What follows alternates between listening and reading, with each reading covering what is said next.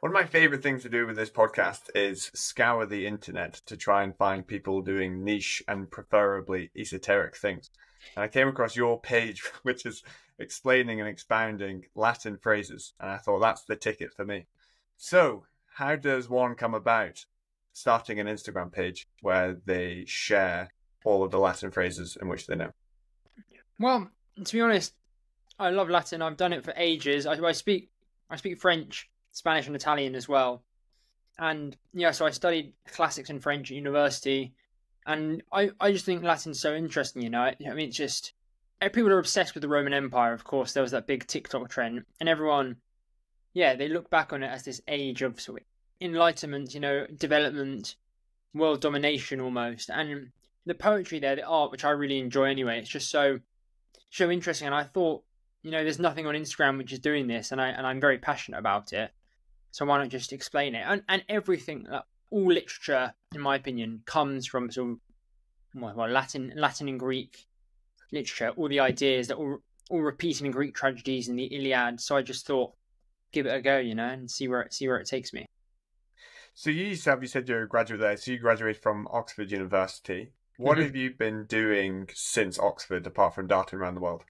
So since Oxford, really, I've been having a few jobs. I'm 2 years out. Yeah, two years out pretty much. I worked as a sommelier for a bit in a few Michelin star restaurants, which was good. I actually don't really drink anymore because I never really liked drinking that much. I like the taste, of course, but it's quite a strange lifestyle being a sommelier. You have to taste wine all the time. Yeah, just drinking all the time, and yeah, it's not very healthy. So I just thought, and I like fitness as well. I like running and stuff, and going to the gym. So I thought there's not really any point, But I did that for a bit. I worked at a film festival in Paris as well, an independent film festival, and I've been doing a bit of acting as well. And from last September to January, I was at Cambridge doing a PGCE in teaching French, but I didn't really like that, so I dropped out for a year, and but then I can come back, but I probably won't, So that's me really. So that means that, I guess, because you are afforded the liberty and freedom to sort of craft your day as you go, that means that a lot of your issues can be solved by walking, which brings us to our first Latin phrase. Amazing. Could you tell us what the Latin is for solved by walking and what it means? So solved by walking has to be solvitur ambulando. So yeah, so solvitur is from the Latin verb solvere, and I can go deep into it if you want. But solvitur is like the passive. So there's a passive form, the active form of a verb, any verb. Okay, so to catch. So to catch in the active form of the verb is I catch. So you are literally, I'm actively catching something. But passive, it would be I am caught. So you're getting caught. You've got no agency. Same transitive, intransitive. So solvitur there is solvo, the normal verb, the active verb is I solve. I sort of release, I solve. In solvitur, third person, so he, she, it is solved. So yeah, it is solved, passive. And then ambulando, that's from the verb ambulare, which means to walk. Right, and we get to amble from that, we just get ambulance. But that's used in a gerund, so that's the gerund, so by walking in the ablative case. So and that's it's a brilliant phrase. So yeah, so it's used by quite a lot of people. It was used by Saint Augustine, so the theologian, and I think he's the guy probably coined it. I'm sure it was used in Latin times, but he sort of coined it, and it's got that meaning both of sort of trying to solve something by walking, but also just the process of just digesting something in your head and just letting it take place. But I like it, and it's been proved, right, that you do solve things if you go for a walk. Things unravel. Physical exercise, which I know you like to do as well. Yeah, it just helps everything really. It's funny you mentioned being an artist, and I guess, do you consider being a poet, for example, as being an artist of sorts? Oh yeah, 100%. Yeah, I think poetry is a very. I do write poetry, but I'm not very good. I'm not. Right, well, back to Jack Kerouac. He's like a really his poetry. I just read a book of his poems called Mexico City Blues. and that's just it's just mad. And I just think I'm very sort of straight laced. Like, a poetry, the meter, but but I think it's such a good art. You know, it's just pure. It's stripped back. You know, there's not big layers. You can't make it this huge thing where you can read into. There's loads of context, but it's just in the more simple side of it. There's room for more complexity. And I think it's such an amazing art which I'm learning to get better at. But I don't know. I'm not sure I'll be a top world poet, but who knows? To be a poet or to be an artist of any sort does require taking the road less traveled. And you did a video on the meaning and the origins of that phrase. Of course, yeah. So the road less traveled. Oh, I'm not sure if I remember the Greek, but it's from Callimachus, who wrote the Itia, which is, so we only have fragments of the Itia left, and pretty much. So he does a thing. It's called like a classic recusatio, which is it's like accused but recuse up. Yeah. So we use the exact term today, and like people who study debating, they use recusatio as well. And it's basically a technique where you reject something, saying, "Oh, I'm not going to do this. I'm going to do something else." If you've got a creative sort of head and they say, "Oh, do this," and then you say, "Oh, I'm not going to do this, but I'm pretending that I am," and then rejecting it and doing something else. That's recusatio. And so Callimachus, Apollo comes down to him. He pretends that a god's come and said, "Oh, don't do this, do something else." And Apollo in his poem says, "Take the narrow path. Like, yeah, if you follow the same track as everyone else, you won't get any success." And that's where we think the phrase originates from, and which is all over. And then Latin poets Virgil and Horace use it, and there's loads of riffs on that idea as well. So it's not just a narrow path, but these poets also use the idea of having a small boat, like a small boat on a stream, instead of like this big boat, having like a small boat of your ambitions, but it's like your own boat, you know, and you're sort of the master of it, which is interesting. And yeah, and it's cool to see that it's become saying the whole idea of the path less traveled is an important thing today. And I think it's very true, right? You just got to try to commit to it, I guess, and just see where it ends up. When reading and studying these classical works, as it were, how much personal inspiration can you take, or are you viewing it through a scholar lens in which you can then take bits to pass on to other people in terms of a teacher, or are you able to take personal satisfaction from reading them? I take lots of. I think I take lots of personal satisfaction. I mean, it's so rich. I mean, yeah, it's some of the stuff. It's just, I remember when I was at Oxford and I studied it. It was almost a bit like I had to learn the Latin. You know, like go through the Latin bit by bit with a big commentary, which basically talks about how every word. So Virgil, I don't know, he uses a word here. Oh, that's actually him referring to someone else. You know, the reason why he's used this particular tense is mimicking this Greek. So it's awful. You know, there's so much to go into. But now I really appreciate it more. You know, and there's just so much insight and just so much brilliance. And there's the Aeneid, of course, that's the big one. When you go to Oxford, you study that for your first 2 years, because that's like the big. They say that's like the best thing written in Latin. It's the big epic, you know, and that's amazing. And you can only really read that in Latin. So part of the reason I try and do this poetry stuff is because I've got an amazing teacher from my school who went to Oxford as well, got the top PhD, and he thinks that all translations into English of the Aeneid are rubbish. You can only be appreciated in Latin, which is really elitist to say, but I think you can, like. And for me, I get so much benefit from reading that. There's beautiful descriptions in Virgil of Italy, which are still places which exist today, you know. And it's like any writing, right? It stimulates empathy within you, and you can imagine what's going on. And that same teacher I mentioned, he remember at school he talked about how every time he read this part of the Aeneid, I think it's book 5 or something, when they arrive in Italy, and you can see is the description of how from the boat they can see the mountains. And he says the Latin there and the meter and everything is so rich and sound that it gives him goosebumps every time he reads it. My teacher, of course, me and my friends thought, "Oh, he's just want to get a life," you know. But it's true, you know. Yeah, you can get a lot of meaning out of it. Whilst the English translation doesn't give as much colour, flavour, or even goosebumps as the original Latin, whilst many people aren't going to go read an original piece of Latin work, Mm. the concept of going and reading the original text is something that I've been thinking about recently, because I had a conversation with a friend who declared publicly that he's not going to read a book that's any newer than 100 years old.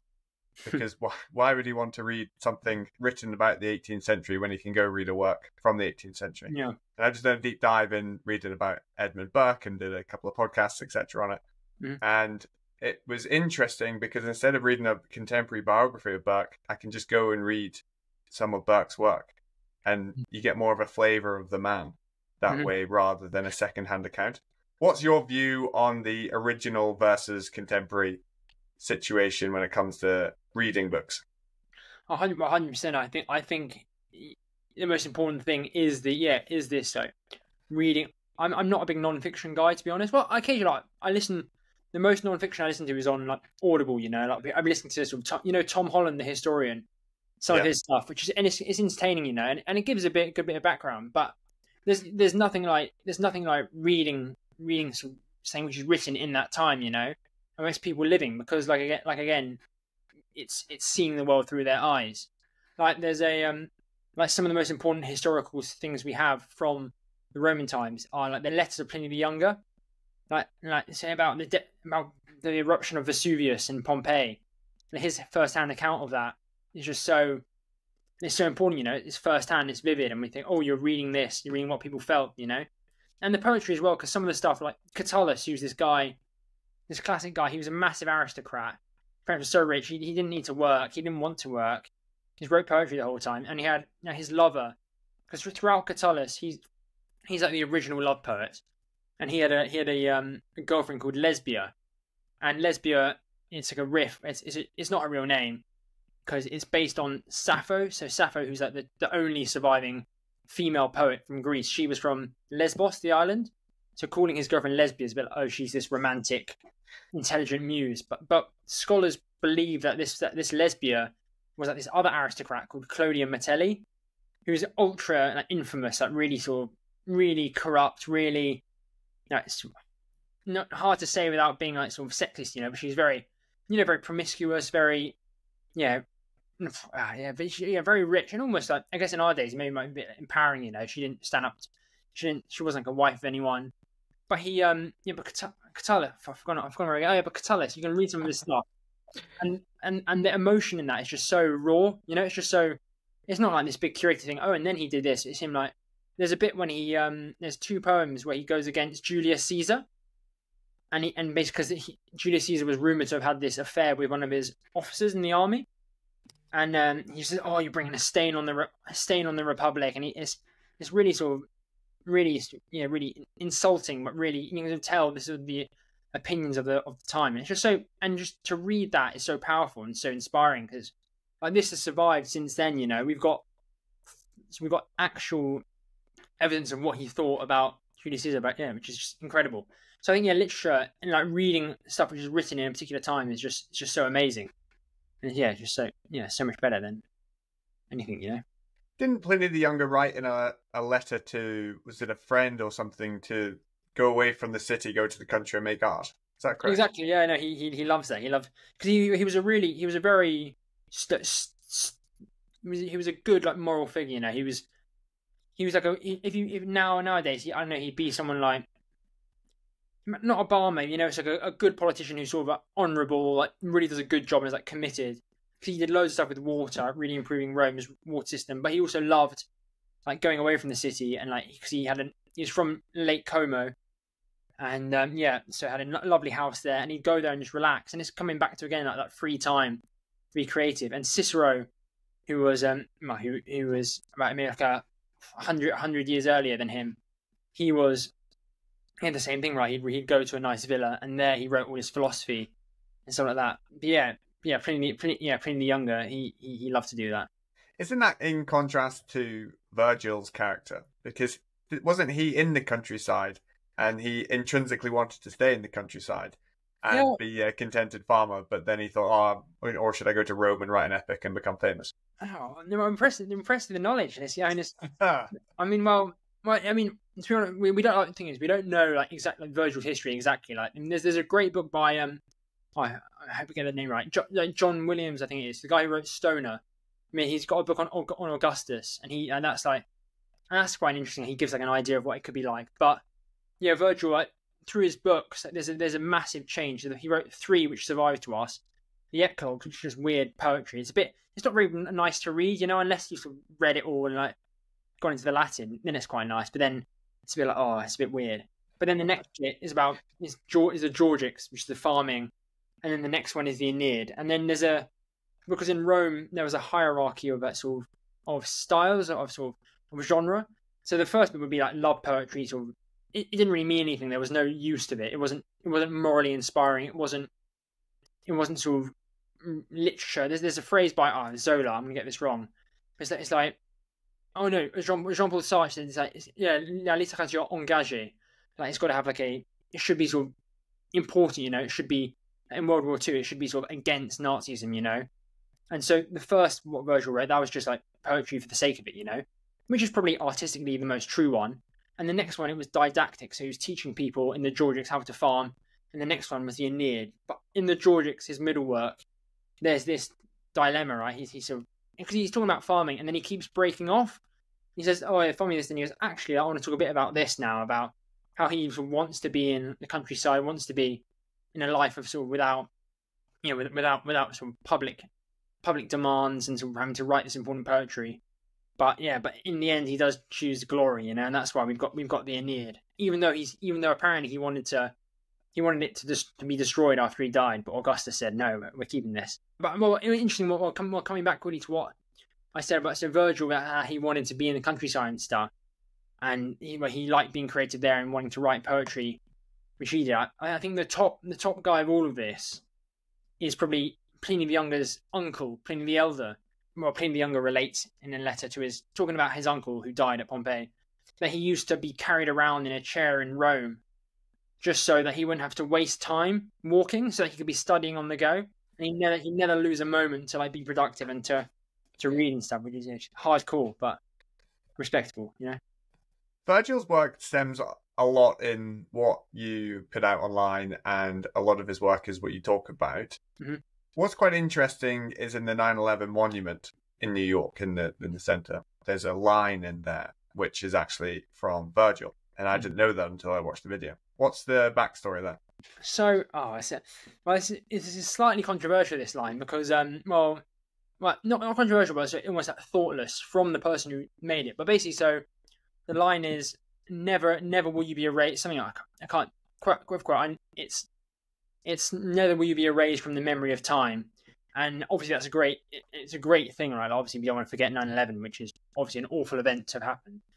But the quote comes from Virgil's, I think it's Book 8, and basically this is a big bit which is dedicated to the nighttime ambush of these two guys called Nisus and Euryalus, and they're like best friends.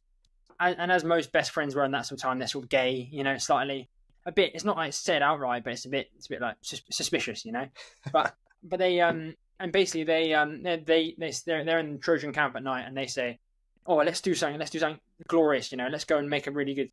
And this is inspired from the Iliad. So Odysseus and another character, they go, I think it's Diomedes, they go out and do one of those as well, and they're successful. But so Virgil's like riffing on this. He's taking inspiration from Homer, and these two guys, they go out and they kill loads of people, and they're doing really well. They steal loads of armor, and then so one armor, which I think one of them steals, glints, and the commander sees it. So him being greedy is sort of his downfall.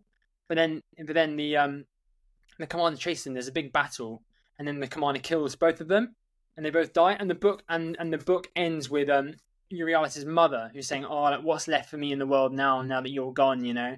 That you're my last hope from Troy." And it's really touching, really sad. But then Virgil breaks character, which he does only on rare occasions in the book. So he steps out as a narrator. He says, "Oh, you poor two, never again will you be never will time like erase your memory."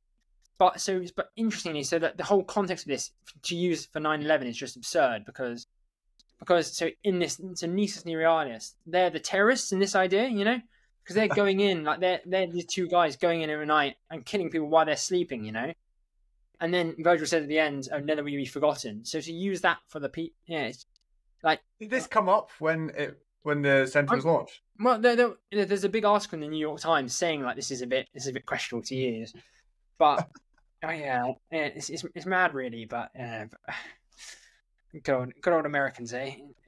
What are they like? Man. If we stick with America, there is 2 Latin phrases on the seal of the United States of America. What are they, and what do they mean? I have to remember that now. One is so there's number 1, animates coeptis, which is classic. That's like sort of he nodded on these beginnings, and that's sort of like Providence. God like nodded on these beginnings, and that's another sort of I think Virgil reference. I'm pretty sure, and that because the guys who made them, they're big. They love the classics as many of their time did, and it's quite powerful because the whole idea when Virgil was writing the Aeneid, it's part of its propaganda, and there's a whole debate of saying is Virgil really portraying Rome and Augustus in a good light, but on the surface it certainly appears like it. So, and the whole idea of Rome and the whole power of the empire is that we've been fated to be good. We've been fated to be the best, and so using the US for their state seal, that's I think it's very, very, very powerful. So yeah, so that's the first one. The second one, Novus Ordo Seclorum. Just make sure I got that right. So yeah, so that pretty much it's a slight riff, right? It's a slight changing slightly. Because the Seclorum should be Cyclorum, but they've shortened it just to make it sound nice. That's from Virgil as well, but that's from his Eclogues as well. So like I said before, his first poems, which are sort of a bit mad, and that's the thing with poetry. I'll show you now. I've got behind me here. I've got Rowan Williams, the former Archbishop of Canterbury, his poems. Just why not? But like how I read poetry is that I try and read it in a day, like a whole book in a day, because you can spend your whole life going over one poem, So I just think you're gonna read, and then because they're all interwoven as well. And in Latin literature, the idea of a poetry book is really important. Like Ovid talks about sending his book when he's in exile, sending a book back like it's an enclosed thing, the book. So everything's feeding off each other. The order's quite important. But in Virgil's Eclogue, it's a bit well, it's not messy, but it's a bit all over the place. And this one, Novus Ordo Seclorum, comes from it's either, I think it's 4 or 6, and this is the poem about the Golden Age. So the coming of a new Golden Age, and it's a really interesting poem. Look at this, because it's weird. Virgil talks about it's going to come again, and the Golden Age is a whole thing in the idea of the myth of how the world was created, which is a whole mess in itself. The idea of there's a Bronze Age, Golden Age, and then when it's chaos, and there were giants, and then Zeus killed all the giants. Jupiter killed the giants, and then it's Prometheus with Matt. It's all mad. But the Golden Age is like this time when everything was good, prosperous, an eternal spring, and there was no war. And so in Virgil's poem, he's saying, there's a new Golden Age coming. But he uses it a lot. There's this idea of the boy, and no one really knows who's. It could be Augustus. It could be one of his other patrons, maybe a guy called Pollio. But no one really knows. And then a lot of people who read it in later ages thought, this is obviously referring to Jesus Christ, this boy. And yeah, right. Well, I doubt it. I mean, I doubt Virgil knew that Jesus Christ. Well, maybe, but yeah. So it's a great line, obviously, to use for the US. Like the Golden Age is coming. When it will come, I'm not sure, but I mean, maybe soon. But Virgil does say after long wars in that poem, he says there'll be like lots of wars again. There'll be fathers killing sons, and then it will appear. So who knows? Maybe it's about to happen. From the first one, that kind of they tie in together, because in the first line that you spoke about, it was reference into Providence. Yeah, Providence is definitely a word which has kind of fallen out of the modern lexicon. Mm-hmm. The founding fathers really like to talk about Providence, as did Churchill, even though he never really accepted the divinity of Christ. So it's sort of that one-footed Christianity. Is in the ancient texts, are there any references to Providence? Obviously, they view God/gods a bit differently back then. So I guess Providence, that is like sort of seeing, well, Providence, I guess, comes from the Latin, right? Providence, right? Providence, videre, like to seize, to pro, forward, like to see forward. Like I guess like the fates. They had the idea of the fates, and like so it's weird because the gods there's like this big line of gods. Jupiter the most important, and then all these little household gods, and the lesser ones. And in literature it's this whole different thing, and it's very strange. Yeah, kind of digesting what the Romans thought about religion is very intense. But I think the Fates and Jupiter are tied in, and the Fates were these sisters, and they had like this big thread, and they cut the thread, and it's all very complex, really. But they definitely had the idea, you know, and sort of Cicero and a lot of the great men of Rome, they sort of they sort of believe that when their time was coming, you know, they'd go in like sort of they accept it, you know. But and in the Iliad, there's a great moment of fate, you know, because Achilles, he's his mum who's divine. She's like this water nymph like Thetis. She says either you've got two options: either you fight in the war and you die, but you remain glorious forever. Everyone remembers you, you know, or you stay at home and you have a lovely family and you're a wonderful wife, great life, but no one remembers your name. So yeah, so they definitely had an idea of fate for sure. And I for one, well, I think it exists, right? Well, I think you construct your fate. You can sort of, yeah, it's like a chess piece. You can act in a certain way within the confines of your individual chessboard, of your limitations, etc. Perhaps. Is it true that for a good while that people used to believe that the Iliad was a piece of history? Interesting. So I'm nowhere near an expert on the Iliad, but and there's a so well just a bit of background. My tutor at Oxford, she's called Gail Trimble. She was my classics tutor. Absolute genius. You know what I mean? Like insane. Like I had one on because I did classics and French, which is slightly different from my other classics friends. So I'd like have one-on-one tutorials with her. And like, you know, when you're at uni, you drink a bit, you sort of go out, nights out. I didn't do a lot of work. I'd be like, oh no, and then she like, sense the disappointment. But she's like so extra genius, you know. So I don't want to. But I mean, I know way more than most people. But so the Iliad it's a weird point in time because the Trojan War, Troy existed. There was a place in Troy, and there's this famous archaeologist, Schliemann, who went to Troy and destroyed loads of the artifacts there. He was like, "Oh, I'm going to find proof of the Trojan War," and it's strange because it linked. There definitely was a war in Troy, like because there was a Troy, and then it collapsed, and then it comes up again, and that's historically fairly certain. But we don't know if there was the official Trojan War, you know, and the Iliad, like the gods are always interfering, and that the gods appear in real life and fight. And there's those arguments as to whether the gods are actually metaphors for human emotion and human motivation. But I think most people agree that we're meant to see it as just like, oh, the gods are existing here. But for example, Julius Caesar and Augustus and a lot of the big men, they sort of saw themselves as descending from this line, which began with Aeneas, and Aeneas obviously he's the son of Venus, and Anchises is a big player in Troy. He's the guy who leaves Troy with everyone. That's the whole story of the Aeneid. So I think now they saw it as sort of like part of their history, and obviously it's weird because we don't know what they knew. You know, there's so much literature which just so maybe they had we've got some proof for this, but it may not have survived. You know.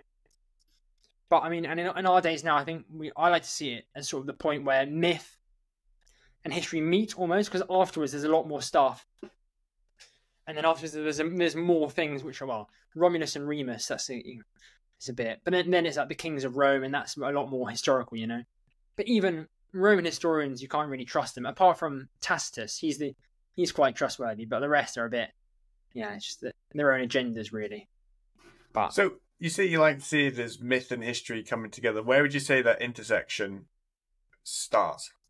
Well, I think partly the idea that there was a war in Troy, you know, there was a big war, and I think that so everything before that is a bit like it's so hard to say because afterwards Rome was founded afterwards, you know, and the Greek city-states, and there's always been that animosity between Greece and even more so now, right? Like Greece and Turkey where Troy was. They hate each other, right? And then at that time, Rome, which was who are the new Trojans, and Greece, they hated each other. So I think that's sort of the end, and after that, it becomes more historical. But I mean, we always have a vague idea of what happened, but we don't have any detail. And the Iliad is as a historical, it's just useless, you know. It's like, Achilles, did he exist? Perhaps. Yeah, we have no idea. Maybe, but Homer's incredibly interesting. The writer, the author, because it was all oral tradition, right? And that's why it was carried over by person to person, which is insane, right? I can't imagine doing that. And it's such a long book, but he had tricks, he had tricks and tips. The idea of the epithet describing a character which he'd use that would help him remember how to continue the line. But yeah, it's a tough question, eh? We spoke about Churchill before. It's quite interesting because when he was at Harrow, he wasn't deemed clever enough to graduate from English to do Latin and Greek. But then when you read his My Early Years book, he goes on to say how by spending the extra time in English, he grasped such an understanding that it formed the orator and the writer that he then turned out to be. Mm. Do you then think that it's a disadvantage for people to learn Latin and Greek when they should be focusing their efforts more on English? I think English. I think English is English language and literature is paramount importance. I think it's so important. It's such a wealth of stuff we have. But I think Latin can only help, and I think it's a bedrock, because like all the oratory, all the debating, a lot of it comes from Cicero and the Greeks and Plato. All our philosophy comes from sort of Plato, Aristotle, and then it's all obviously Buddhism and things like that. But then it just changes on that. Oh, let's change this a bit. So I think it's so important to learn. And like my knowledge of English grammar and English words. Well, I'm doing another video on names today, hopefully. And like you just know that it's like another universe. It's like another. This is how it all links up. But I think it's definitely the way it's taught. Because how I was taught was just so inspiring. It's just fun. Because in a sense, and I think this is like as I was talking about otium before and the idea of writing poetry. In a sense, it's sort of it's fun. It's just meaningless. It's not like, and I'm not gonna. Hopefully, I'm not offending people who do science, but I don't mean this. But like STEM people who are like all serious, like working their big jobs, like doing like chemistry all day. Like it was always taught. Oh, this is Latin. This is fun. This is literature, and it's culture. This is, and you can laugh all you want at people doing TikToks like stupid. And I think it's a bit, Charlie D'Amelio, things like that. But in a sense, they're creating the culture. Like I'm sure in like 100 years that people will be like, oh, this is like these are the trends which happened. And so the levity, the idea of things which aren't so serious, and which the languages, the bedrock and the literature, people's thoughts, which could be like the poetry, which could tell us, right, could be the TikTok of the day, the meme, These are sort of things which are quite important, which stand the test of time. So yeah, I think I can't remember what your question was about. Of course, but Churchill, because I've read annoyingly. So when I was at my internship in Paris at the film festival, I was reading that, and then I lost the book. I lost, and I remember there's the bit when he talks about like I think it's with his teacher when he's first learning Latin, and then he says, "Oh, why is it like this?" And then the teacher says, "Oh, like, you will not be so insolent," and then he says, "Oh, that was my sad introduction to Latin," or something like that. So, yeah, it all depends on the teacher, and it's got to be delivered with levity, and a bit like this should be fun, So that's how I see it really. But it's so important. It can be so combined with English. Well, I'm pretty sure he goes on to say that if he had his way, he'd have everyone learn English. If the clever ones would graduate to Latin, and then they'd all be taught Greek as a bit of fun. Could you separate Greek and Latin? Has one been superior to the other? God. Well, so the thing is, so I have to admit this. So my Latin's great. My Greek is sort of, I'd say, if you gave me a month to sort of get it back up to speed, my Greek would probably be just an AS level, like AS, not quite A level, but yes, because I didn't study it at school because I had to choose between that and Spanish, and I chose Spanish. But Greek's a whole other world, It's like if you're fairly intelligent at school, I remember like an A or an A star in Latin was sort of like if you did a bit of work, it should be fine. But Greek, even the clever guys are like, "Ooh, like an A is going to be hard to get in Greek," This is really really tough, and it's a whole different language, And obviously Latin and Greek they're interconnected, and there's a lot of shared etymologies. But it's just it's a whole other world. But there's great resources out there. Like there's a camp. I'm not sure if you've heard of it. It's called like Bryanston Greek Summer School. So this is right. If you've got like young listeners watching who are like 16, 17, they just sign up for this in their summer holidays because it's that you go to this.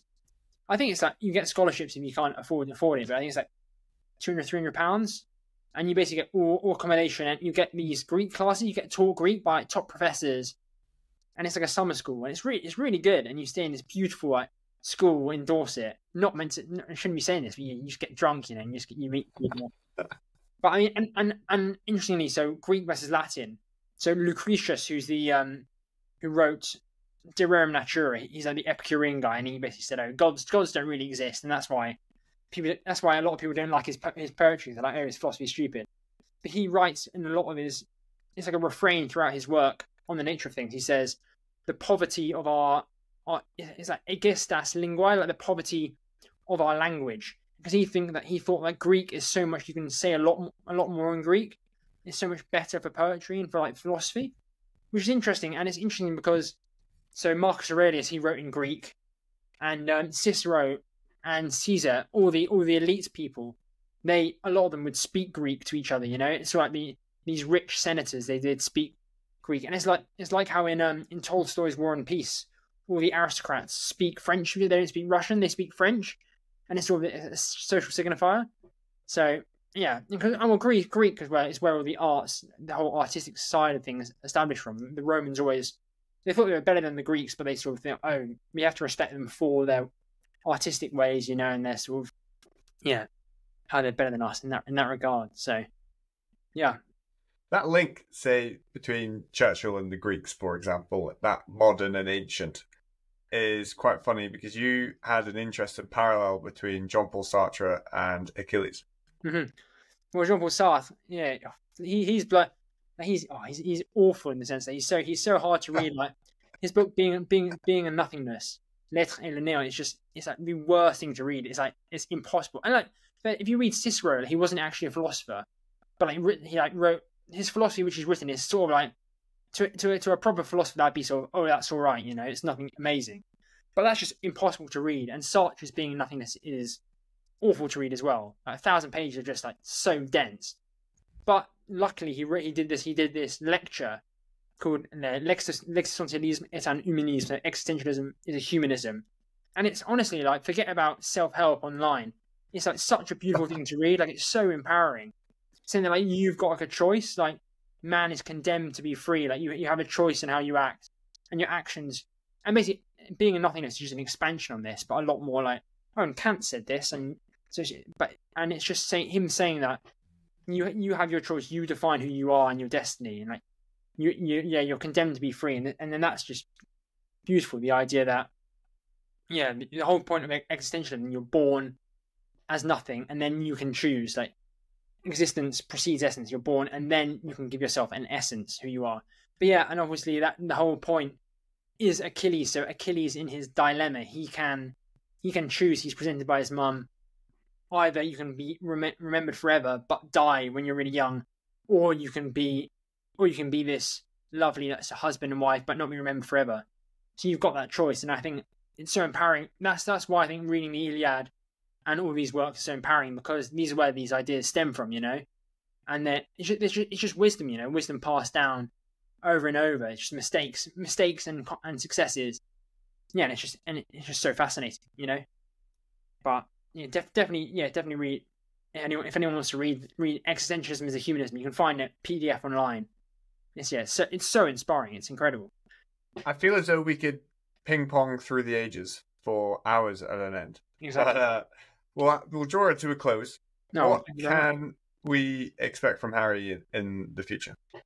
Oh, God, big question. I think more videos, more Latin at their ends. Hopefully soon I want to do a course, hopefully, just like me, that on Zoom, like some 10 people per class, isn't it? On the Aeneid, you know, it's just like such a key text. I'll probably do 1 or 2 in Latin and then a few in English, just so you don't have to know Latin if you don't want to. Probably there's only I imagine there only be a few people who want to do the Latin one, because it's bloody awful.